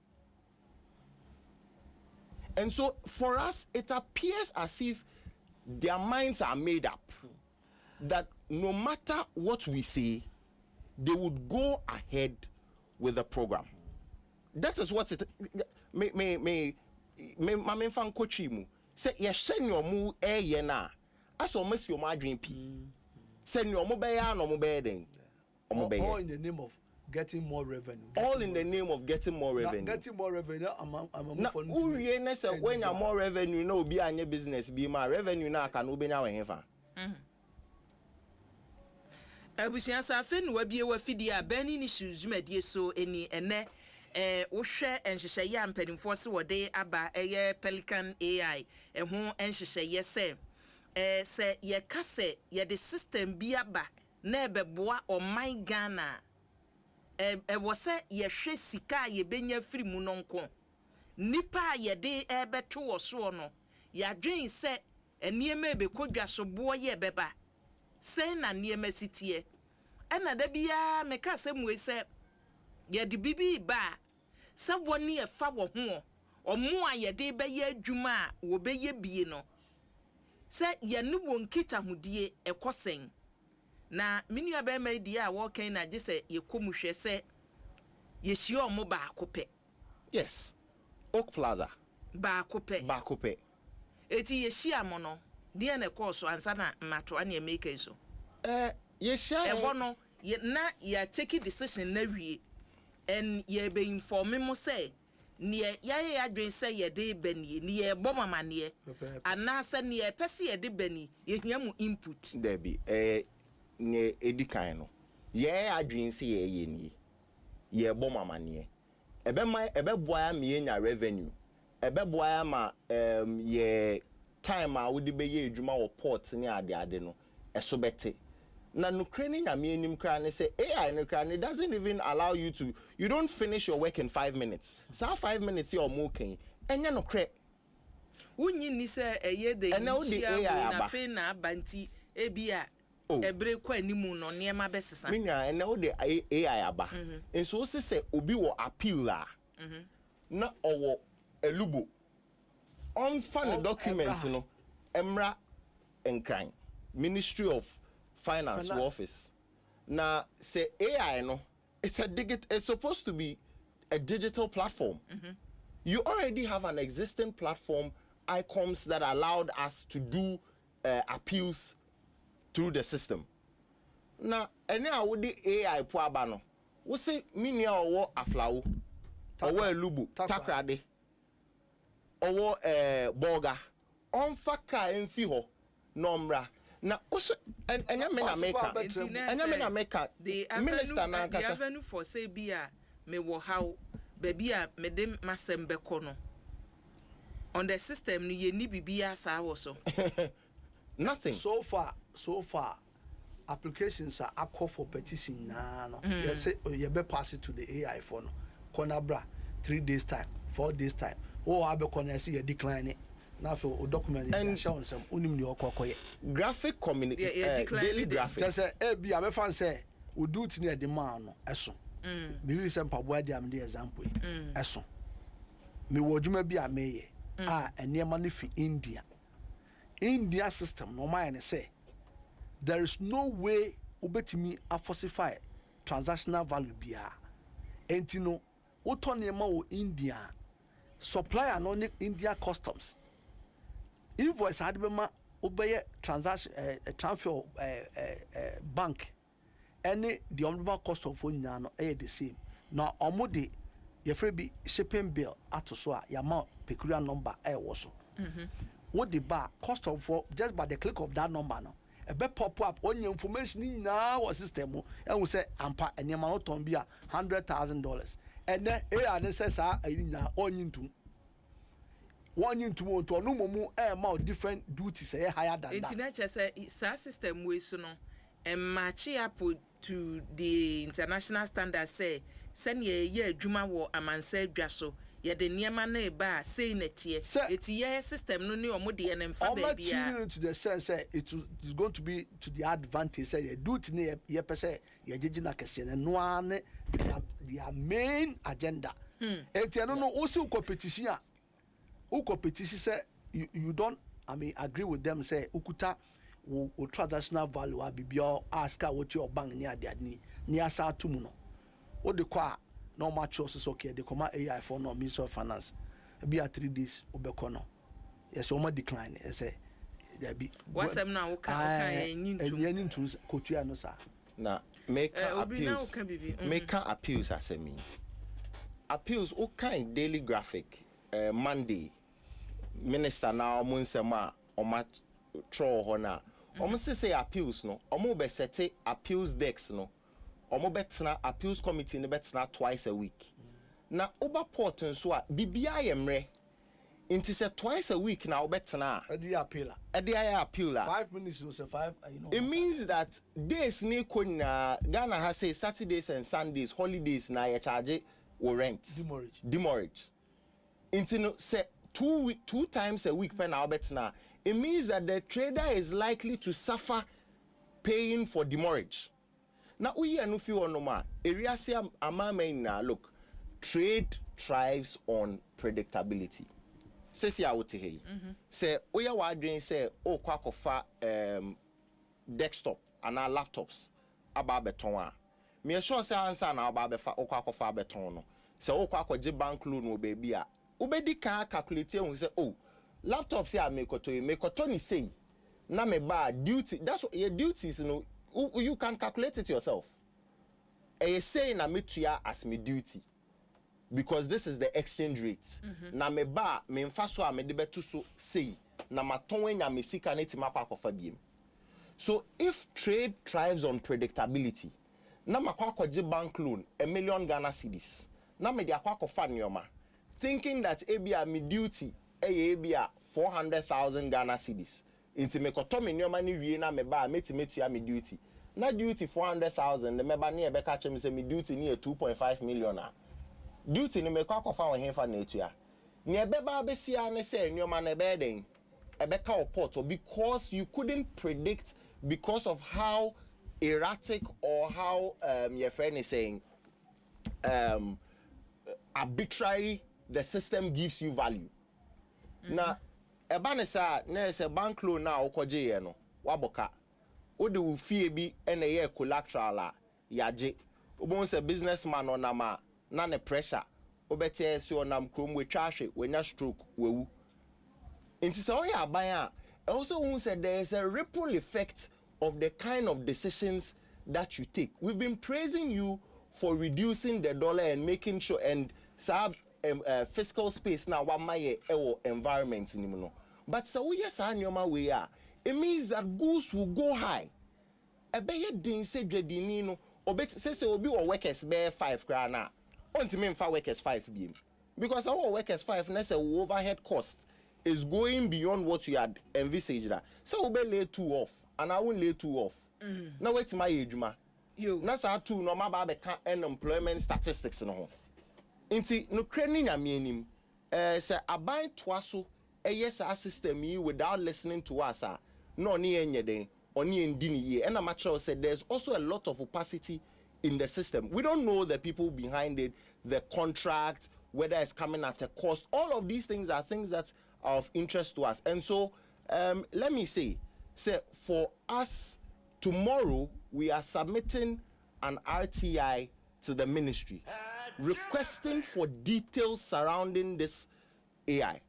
Because now can say traders advocacy for koya for those details. The law doesn't restrict the number of people that can request for information. So we are going to request for information because it is our right under Article 21 of the Constitution to have information if we need to, subject to the limitations that are in the RTI Act. Until we will go for the information. As a man found my no more then as traders and as business people, we begin to advise ourselves the way we move forward. Enia wati Michael Obriaje and Watin and Kano or Hineba Fewa so ewufi ha omunyina eba se obi de ne niema abedu Ghana e wo se ye ehu adwuma ehu nimde e na ene empanifo yi edi bi eboa yen ahwe ama eniema akoye ni omo so ekra niema ba na ebisu edi bi eko Importers and Exporters Association ejebri ehwonomo enowo misafe wa bebem na ansa na no ma memfa omanfo adwenkyere ba komienu na yenkoyanim MCK kana wudi ayode aba osiakua ne memma hu ni se Ghana fo yempe ne efe ne se ensachera se ye ya de a adedada no a yekitamu a yempese ebegyamu ana mimi hu ni se system bia eyisa human interface no free mu no eba Ghana fo mpe because of chop uba brochire ha sa system nipa bia ni adwuma bia obi yim say your computer ne dey ye adwuma eti say ya try for some time ne ehu semfo nso wo ho a ede enti na yen reprogramming ye beka say yen scrap no offer na say ebia yen free ho benyin ni say no any solution no Gastiman Brekum wasi akua nipa yan wo muka say aba papa ba na aba papa ba na dollar akofem na afa ye de foforo be wura ba bi so a ede ani suyi acha Ghana forces so mpasumye dia ene Dr. Muhammadu Bawumia omonom no no omra o masum badwu o museyi a edru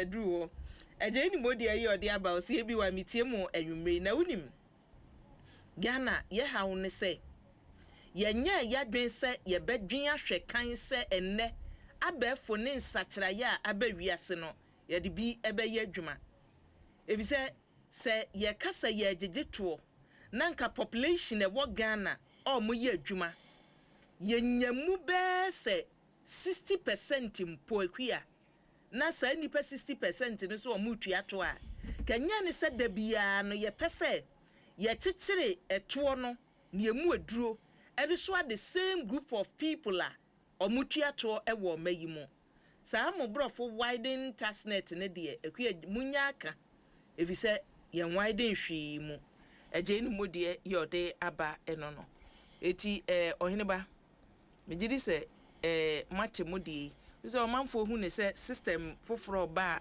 ti se ne paperless e ba yi a na mo kada bi yentwe bo no eti ase mu suro se ye yi firi mu a ebe hadwen ba ye kan won se etoda say ye paperless no say ye nnadie you so bo a ompanimfo ntade bo mo pa ye sen eno mo ba niema na wo so mo declare me hu se ebi a niema sei ne ewom no na che say ye ma value ni nyina na ye de bi siesie eti it's like they are looking for a system won't to mean for being see woman. So when declare when near men in Accra or mono bet to me use our system no nina. And Timoso Mon can be. If you are a medasi, say, and Coba ye dinner you may know. And you probably who says, yen yen how be near the Abertran near Castle. And Tissa, say, a free now would do more, a be who say, said the Abertran can answer some near. May start making me some machine. May start fee the late president Rollins time. And I'm keka ya bedu ene. Obianka say yempe change. Obianka say a paper offense amadi abano enye. But the modalities omodi ade no. Any fool say eba beha omamufo any edwedie. And into ye wo sushen bia edidwa ho no. Ye caution say revenue de ese nanso oje na owie na kotwa du tin wi a ene ma no fa nkofie ene o man kodi o obekodi onu akwakoto at the end of the day no ye ne ye koto ne ma no odwom no ye ne esi yesu so obi kotwa bo we dede no asafa truck de esi so ene fu na ne komu eyabui no ode adu kumase na obekọ no na ndi bo no akọ be 300% ne ania ne sa to say dollar ko from na afine ba ne se na enema boy dendende enu tini ye kasa asemoi me ka bibi twadwe ajaso tamo mampani bonto ano oba ye nchen oba ye no campaign time no oba ye obefa abioyi kutai ehwehwe a tax element was motiam enti wenya ye duty amutua o mam ha sei monto mame na me ba be any mama duty abafom. In fact, flat rate. Last year, osa buy onya akunye wasa aba nchen abobo anohoba. Na anohoba ne any safi da de chen ya ayi friends duties na ode ye no be 50% imponan koi. He said the be 300%, 400%.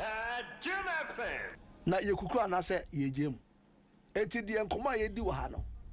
Eye ade a eba be ha o man nyina because de eba nyina mesi CTN MPP for the CTN ba ye betra kan amanfo twa boy ani afa de du ba busu minsia no mahu se omu lusu revenue patrol ase na CTN yan hu ba bi ekofa bae enti police om de ba nyese bi obi mpese ya ga sisi ye mpese be twa duty but de kan se eye twamne mo na omode ma adwadifo enti no omuntu ne ma ye ne nyina yemfa se AI no ne obode be adwuma omuhwe se AI no mbesi bika se custom for no kwampa ye diploma so mfa AI nya adwuma system na se custom for nti ase adwadifo nti ase yen free for this so ye muti afidie na mbesi omunti ase custom for onya ye se mo ye den na munze omunti ase se ni omunti ye adwuma na ye den na omunti ase hwe me na make cho se custom for omunti ase. And then you committee custom officer be no team kasa obi atu odin sa enti ensa no na chese o moti ase oh sa na cho wonti ase se mo ko ye ne monti ase na mo ko ye na mo voice out obi po kan say dru ba bia fe the minister and say 1 minute we say mo kasa dodo ba mo ko ye no custom officers awo kan anwumre say ebi nti ase no fon obi an kasa ye ni kromu ana former finance minister okofa ye friend say STN by SML by ye kan someone ti eno ho asba ko ede ebia ne yakan ye de ebetufo ye bekyere but don't know the day no say ye ko na say enema eko say de ye penwa fine anko de saa ye nyina ye ha ebe hu de enema ziko ye de say kan yaka obi enu ho a o chi say but so won hu say bia at the end of the day in revenue no ema yempeko ebefa so a ebetimi di former government previous government no mo on beti duty so by 50%. To do 20,000 my 10,000 echiro mu se no ne man koyi no omde ba 70-30 and na from the 100% no be use benchmark and na benchmark ni nya ho no mo ye fio na fe na mu si AI na mo de be adwuma cost of 40 me a design commissions value and na e di adwuma eti yakuya ni mu odwadi ma besi nenti se wo de bibi banase ye tufu se ade we de ye entrance na ye nsinkunwa ho na ye hu kwan be fa so atoto nyama ansa na ade adwuma na so chinchira all in the name of revenue o generate wie ana hu sese ade na ade hwe se container 370 containers se ba ko bia duty 100,000 kra eno kwan kwa ese se ba ko di o man foforo so e ba ko di o man foforo so ante de futu ni etu omo beti a montie ba ne na mi bisa fa enema amode basam beka no kore se container me de bei we ni bomu na ye bebie so na saa netie na yetumi ama wo eto e wo se wutua se eno nso na emu se da bia mo ye wo mu bukata so mo pe kan be fa so so container bia obeye ho adwuma o habo no ye ni ma no gu ho ama custom officer no dia omo de memu aba se ye inspection na twitwa enema no egu system num na no scan machine ntimi hu there be say o scan wi a o de beba bill o de baba bill na bia me fan say o see e bia shoe polish e o mu 50 dozen say shoe polish na say o 50 dozen no o ba be ni man go no officer no o sa account no obie box ma say 1 dozen bia say no o wi a wo twitwa information ni na de agu o download agu system num no I refer man senior officer no who say adna wo ya bibia yo kan sa na ya release you etinsan yu omo ka sim say bia me wo bia me to dia cho me phone so enema bia no awu yi a woni image e wo sa enema no betumi e dia yobri na o kan bibi na minia ne na me pese me kan say enye say yempe say ye be koyenim ana say ade foforo bia aba ye say enye den yempe and tisakra I think say almost every time bia ye raise concerns no it doesn't take even 6 months it done when they say concerns na ye raise no ne den e wo fapem nti enye say yempe technology in fact me di kan akasa no ade ba kwa meka say as a developing country technology is one of the ways that we leapfrog development. Inti yeti asese technology no eboa ya ankasa oman no ema yetimi ekoyenim ewo development mu but enyese technology boa ye saa kekenti a ne wode bebe bia ye technology bia no yes ya den yasum se ne minie ken ebewie chire no na nyoma ewo edwaman so no na won a wo ka se ye den sakrae ba yempese ye beji atum ne sa anyoma ebe riechi ono na be kodwoma ka se Ghana edwadifo omoden omutirimu odin and one thing na ya hamming every time ankofo kan say traders and I say importers largely we don't declare truthfully. You see, sometimes it is an insult to hard-working people in this country. We understand that in every society there may be some 1 or 2 people be a omobeya dia enye intina mrano but se okayin na boom na oka se edwadifo under declare misdescribe omunioma na I say yeah edwuma nkofo edwuma good work integrity making sure say you contributed to national development. That's where we enimtia. Because that should not be the case. We should not start from a premise say a jedifo ria abain. That should not be the premise that we should start from. We should start from the premise that a jedifo boa amayeti etimachichiro. Then we work out to fish out those who are committing those offenses are airborne mining then form. Na so we won't start here cry no so omo ya kromfo. Na so yes na minia kwesi ote he ya oye na adwuma fefefe onfa chrono de matter ho on misdescribe on under declare ne value see. Na say adwuma oye a ode akomapa ya abo oman no kra no. Oman na ni nya den. Enso inti ye de enye say time aban and aban the bibi by SMP. Say the reason why we're even saying that you should suspend this is because we have shown legal infractions There are legal infractions to the way the AI is operating. A day you cannot hold the implementation. Let us work out the legal framework because AI no garbage in, garbage out. So that we feed it with the nuances it would. And you see, the AI is not supposed to make the decision for the customs officer. The AI is supposed to guide or give some assistance. So you don't now do it in such a way as I say AI never searching say supplier no ocean goods or tower the lowest value $2, the highest value $10. It's me the ABA 3 ba na AI NSU they think is 5 then we should pick the 5. I don't think that is how we want to proceed as a country. Okay. No na watie no Urobri Importers and Exporters Association kuno oka ho ye kam mpanimfo ye wo mu a sada so na freight forwarders school no so Mr. Afewu so e wo fiase ya ene mpanimfo eni ene wo twetwe nkomo because enwanwa say stakeholders ni nyina minya one since from 12 no a omoka 12 of March and mpanimfo started with the implementation at least yenya one stakeholder obeka so ade no eye eso ene ekudu e ko yenyina na ye obi wo mu a they are saying say you okay say ye good say ye freight forwarders and say importers and exporters obi ntimu hu ade ba akokora ye was our system no Obroni beka say we are all speaking in unison. Yeah nka say the whole system no nyanyo say enkomo na ye di no they are misunderstanding bi or baby. Nya baby anka say no.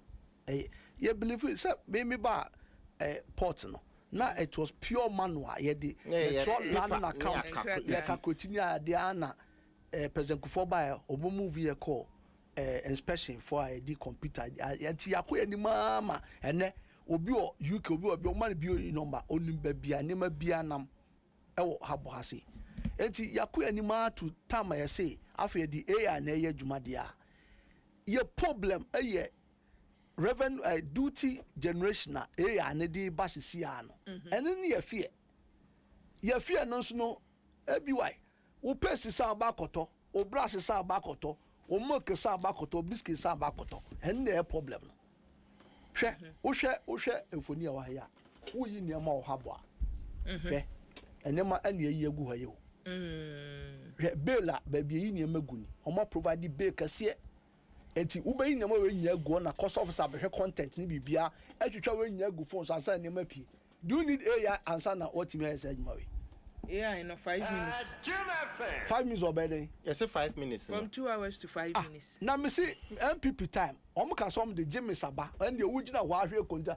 We conta na the conta no yamaka. You can't say enya de be juma. 5 minutes na enya juma 5 minutes. Now somebody na do ko to determine why release. There be. Now Gapo of Akato say deposit the container.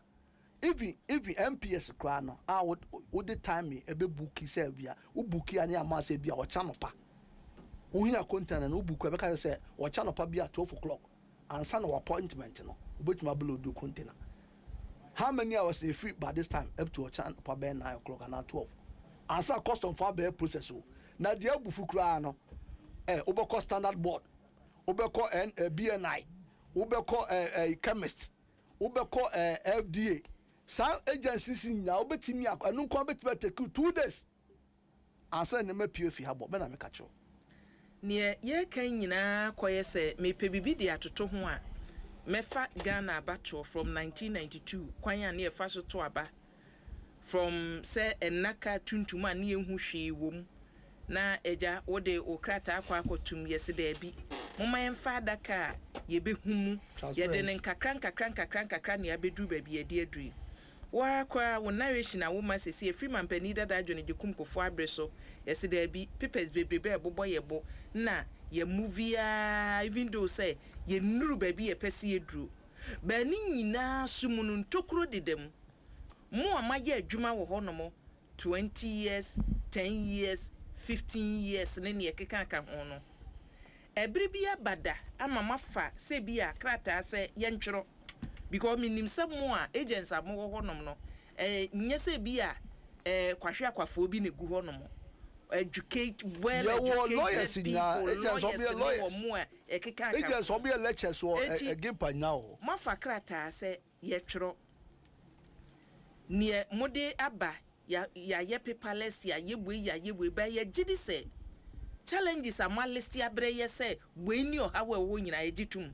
But yes, she had the end say, Panya yam fast solve a problem no. Muni way na yen income only implement my bida. Yeah.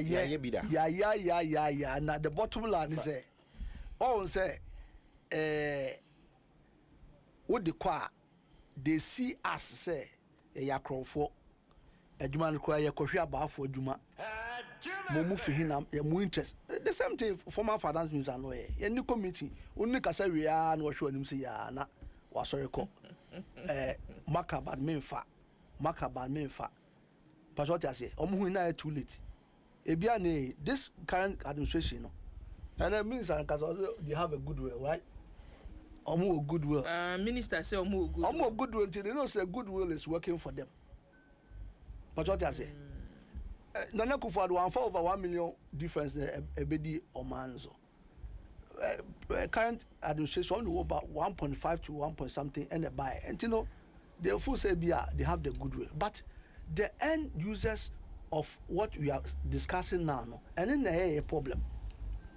Be some of us, no, you bet me office in Kwano, me workers bear 48. Me office in Kwano workers bear 48. Aye, man. And I don't know if they do say, with this nase, and to me, I'm so ye how I know. I'm a problem, no. I can't want some Siciano. And to me, I new leveler. You better and your man, Emma. Maybe I can't part 20 munkofi because you believe workers. And I was such money in the Hobena. So important all the document Bremen and Miss Mikaku, you never knew out to a day. It's the ripple effect, no, and yet be a 2 a cast of Befusebia. Yeah, about this time. Now we go fear about that. Senka, Oman, the kitchen will be on area. Obisu or parliamentars also Yanidi also as a friend say journalist also. Yes, you did. Ebi obi also tijo ebi and some are cost there. There's a new thing yet yechicho man. Na dia cost me so some mampeni wate. Me so se wate. Me sure some mampeni ate. Me also say what because eba we di kan share ni some of share ni some o ka share ansa na ye to aba me so ohwe declare so say hey and to nya e duty abutua and your duty is about 45% of your 45%. You pay duty almost 45%. Duty is almost 45%. Now can say be say ya drop papers ebini when you dating here that ben enye on this matter but say we say previously na make sure say ya drop papers o share ha say ya utimu say and na graph now we've done academic work within our friend is our trading space as share with public officials inti enye say dey an say bia ye kofa neoma ba ye kofie government did be by say chobu yempe. We contribute academically and we contribute intellectually to our friend is saying our trading ecosystem. Inti enye say we are ye left from your right. And Ghana as a country, we do not work we are not an island. Ye trade na ye wahano. Enye Ghana pena trading ekosu. Trading no ekosu wa mama bebre. So in fact mama na trading ekosu hono. So there are best practices around. So when we oppose something, we don't just oppose it because we don't like change. And I make sure say if you have cock history anymore, every time we have opposed something, in just 6 months, the evidence becomes clear that technical people no. We seem to have an understanding that the people who are up there seem to be detached from the realities. In 6 months, then the evidence is there. And so if they proceed on this same tangent, and bro for doso. Me penitri. Obi asene me. Omutuani omuye iswa. Omutuani omuye iswa. Nebekwa akwesi ni say we will now have taken one step forward, about 3 steps back. Yes, you 2 ya na mo ba akoko enimu a. Ne de be miensa eden akoyechi. Na say ya yenko yeso ayenye den. Yemma.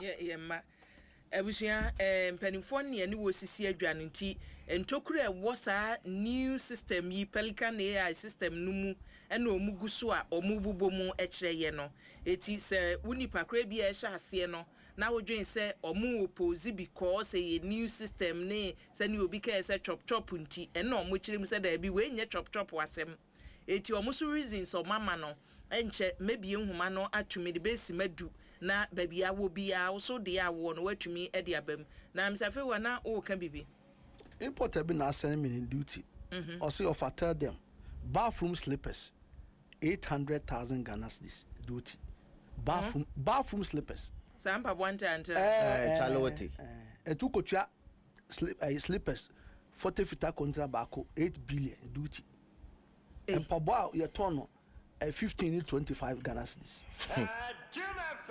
Enche bi asma ya kan anya so bi to na one round pabo ene dia egum pass nya twetwe na fagu because wo dia wa betra no aka say sasome wo be fra bi oni aba sasome be kan no and cross Pelion see ABY very interesting topic enyumri nyamenka ye nyina ye ho na me Japan voucher region na me hwemo efi na oat kojo so de ayo de aba se akua afedi jama moon na ye ko moon ne sei abusa ma mi ehuma ni ntum 0302216561 ona 0302216562 betumi afrede wa adwenkyra ba na ya o ma for de ayo de aba o se ebi wa me so ma guest for no enhu se election bia ye beko no what the consequences a time and this government onye na dwen se ne omo kano obetie because omo aba no omo to ye no so mfaso a na ebanti no afutu a memede be ma omo ne se omo embrace omo ho omo say they be we crowd or say they should brace themselves and comply fully because aban papa net so compliance na bedu ye na yeso oh no how because wo asem ne say there be ye nyemmene ye be pass no on to wo wo try wo de no say ne wo ye gabi chese ekobo na edua me see habo uka habo waka the heart of the ayo and a businessman be so ni ho ye for that Christmas Charlotte no mo nhye ni nyina on beton amaye enti enu o kan say Charlotte 50 cedis no wa hwe ya beton ne say o say bear 40 cedis and 50 ma me fa frefo ni bi na ye nto so hello abi adu nga meto nka di ni ba bi afrefre aja aja ni mo ni ka jabi obanko beria yo aja ni mo mi enti o anopai mamu anyimire mamu adwuma da se to asoma ya minu aba ma enti sa chem we pa ye wo habo da be pa na tu bi ga because they be a complain or also too much. And the other people by me and she say PPP palace and I'm a boy. I don't know that I know I had no na opening ka say no ne be ya ne say ka paper bobo eyi paper bobo no paper ne de say paper mo bi abo ye kete ko ya na ya bo ama na emom se bre ne niema ekeka ho no mka ndi anya adwuma. Oh, sir, any part that any younger who Tiana took on over baby as you come over to. We are saying, or a pong will be credit. And you will be a Yajuma more manama or money yes canna or mine jumpong. Maybe as a grain. Me no as mini abe mani and found see on the fa for and fa for the honomo. Hello.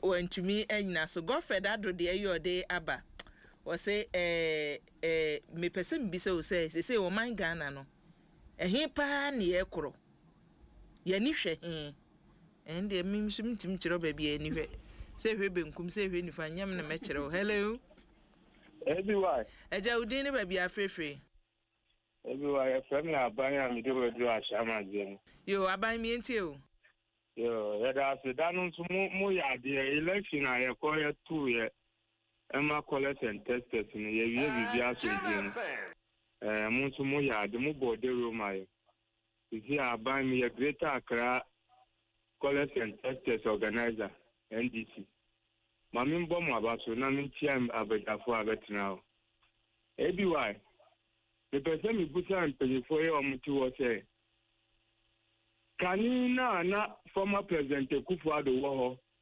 duty ana omutia ene president mama a wa ba de hi isusu yambe na dentin say ya ba no NDC ayaba no ye de na duty omutia no boy dentin former president Kufuor diana everyone you penifone ha who didn't want to because agent for ya omu kanema di be ya ombe yi abempi ebebe omu complaint wo hu na yanka say wo Ghana ha ye duty ana mutia wo former president Kufuor time mu amonu mutu amane ninu ka say cardinal school aba bonti abeka say duty na omutia previous administration time na was ruma President Mama Baya about from prices of cars about from everyone boa you ombe you are no why me say me yin ma porto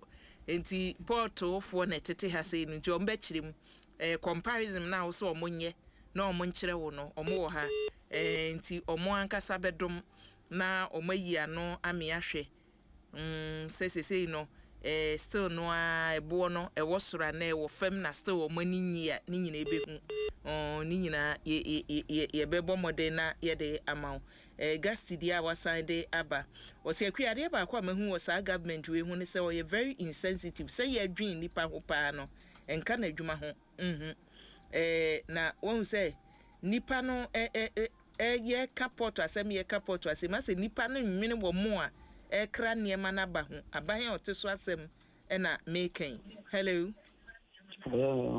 eja udin ni ba bia frefre ego ampa cho ligna apo am dun nyam ka tefi techiman yo eja techiman fo hu ya to asoma me ego am da techiman boko ego apo enkomo amuzi ni na me wura ho because me share empanyum foi enso mo ka me na say bia na me ka de for etrimore tito Dini anuma wo mo kran ye mane wo mo ye ba na impanyimfu ya chene ma wen se abani ka $1 no so atekura mpo aye to wuties kana so atiama e de za se de bi sa ko tia bi ka ho eno no makumo no ato mo nka senye na dwumadie ye eduwa okofa ba ye ya ofle mpanyimfu amana ya tia kada bia na ebo mu so bo se onu mi ntabo ni ba me kani na so na me ha nyina se ye mpanyimfu ye omutuwe atomo mo akanyina se na ye to aba se na de be cham ya to aba one to men people over to men DC as that be almost about one more how and then I said again now one man adon ko ne nyansa kiraye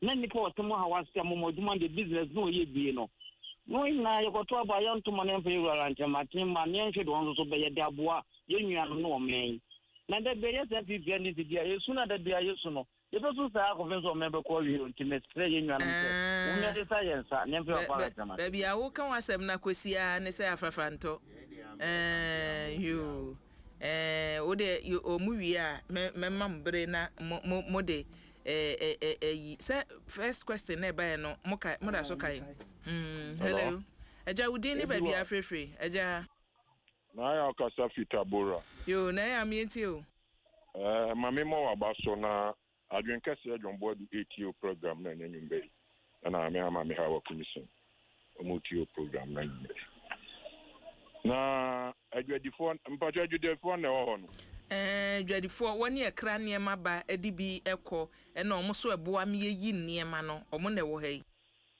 na ebiwa adwadifo ebiwa omo ha ya adwini o adwadifo no ha ya adwen de na omo de ha ya adwen na do dan kokufu ado ne Dr. Mahmoud Bami atam measures are ye de two woman panifo yi ni nyina mu na mu nyina mu nim say covid aba and ye man nyina is cancel and still now the pressure air to papa yi so still papa yi to niama ama mo to mo and na mu so mu dollar na ye koto abama adwo mahama ye ru mahama aba so mo san complain about dollar mo si dollar ya teso ama mo munye di na mo kra niama na mura na mo to ne yeso to bi se dia mo pen mo nya no ye ru aba me ade bibi the people na de anu mo kan o di niama me bra wo ai akra oton building ayi wo ho and all the niama ye ru aba me to put measures akra all the niama bi do haba ne teso de mamo and amudi na dem dollar do 40 and dollar do 13 dollar do 10 cedi and so muyi niama to set it no so at you say muyi niama to set it no aban na no buy na de niama toto na akwamu am mo se sa aban na nje munu himself from 2017 coming to 2019 and COVID de ma na adodan kokufu ado ne doctor mamu buame bu o man peacefully COVID in sense muso mo ba munu himself COVID there so mo bu aban no upon all COVID nipa na fie so teacher ko ne nurses for na fie so na ban ne hwe wo yi upon all COVID na free education the whole Ghana na adodan kokufu ado na doctor mamu babe no mo bo mo modern. And so still, before the better, me can station. I say, "Yanya sabi ya want some juma ko ya some potas material so." Me ebi wa me ya wade ni me nya juma with 4 months you can am say nya juma ni bi. And so before the better say yanya ye is an juma yan for yi meto ya so. Me kwa ya so yanya fe infra man ne ho. So at the before mu ku ye tu de on betum paboy ya mo kan on betum tete Ghana kwa on tum ni abre om. Ebi wa ni nya me nya juma. Also ni nyame entina me nua be ma me na wase na me fa ensia misafe wa no bi me gidi se mate omunsemi ebi first person I know busa say last administration ni now no duty ani etua no o de compare na MPP time ni NDC time dey na wo so na say wo from the mechanic say duty etua habo no ye the dollar na calculate enti tama dollar no e could do 15.5 no eno ho duty na ne etua automatically e be cost duty ne be cost enti na NDC buy no I started say air drop it from 15 e ba down to 10 no e ba form enti na say utua duty be 50,000 at 15.5 na sababe 10.8 it means say above from crab 28,000 to 32,000 Ghana cedis. And the difference ye exchange rate differential and one nema duty no between last administration no any this administration disadvantage be say mebo enya magic be say government the current government putting measures be in place apart from cedi to dollar we no aye can exchange rate in there no at the fufuro be anyone century fufuro be anyone because ni ekoso oil ne world market ni esi say bass ne dollar no sa koso a na say duty no be koso because your man putting measures be different say be your man phone we $10 per piece it the same $10 per piece but some because the 15.5 e calculate mo hu duty abetua now say 10.8 e calculate won say the same unit value but 15.5 be cost not 10.8 number form okay with the introduction of AI need the any agents so with the say make kasakakra any kind ye sha say ebo aban na ba so say dollar no de ba form no ana dollar na e ba form no ebo ama ye ho hehan inti no se na menu e ka no say last administration no at the latter part of it no na ye the 15 you can say the be 15 kra na e calculate ya dollar na e calculate duty na e be do be 10-11 no obviously e be den e be ba form the problem ana say ade a e ma na kosro a ye ka ho asem sisia no any new system no mo de aba na ye show say new system no now it make quadruple and I say it make ma duty no e bo ho miensa a bohum miensa peno nature say enya bohum miensa de na wutua no even at the time that it was 15 no now becomes lower. Me pato say what the metre na say ntine say niema ansesa de a ene e free bread da ya ni mu ko no duty ni betwa MPP abre so de no e twa no crowd da e twa no da since 12 no ba ni twa e twa no da na make sure say obi etua for chaff chicken feed our de kwako man koko e poultry farm na 60,000 no otua the same supplier, same importer, same origin BBR. Then all of a sudden, a movie cost 200 and something thousand Ghana cedis. Ayo, nature say, near Makan yina meeting scene yina china sensa chraye bia ma, dear nebesi. Mo bibi amba anasa moda modi answer mubetia, na modi abetria so. Oh, there be and a meeting a quano. A do baby who say. And sa peja was so although na minister no ni adagum but and sa na was so ne punches and eba no boy no ba say enyama ni bi omo ko trans no mahwem okay as time goes so ba say to hot the whole process the omo nye and the answer so kisa dia yate ya mo up to ye bediki Easter ewie no yesu wu no so ewie a nearby near who such a bia or near my dear good ponso dia, and ye bet you on for a future near dear here, and ye men can't show her, you bet you on for Betty and Cap, as Shimbutum, as Shimbutum, Shimbutum, dear Monfanco day, and we don't find Shimbutum Namofanco day, dear watching you, send ye bribia, ye bessibiano, ye no much home commono, ye betremo, Mokwa, ye bessia che, say you, send you. Yene mo betwa nkomo twetwene so afeni a sha se conclusion bi aba so changes bi aba e ba betwa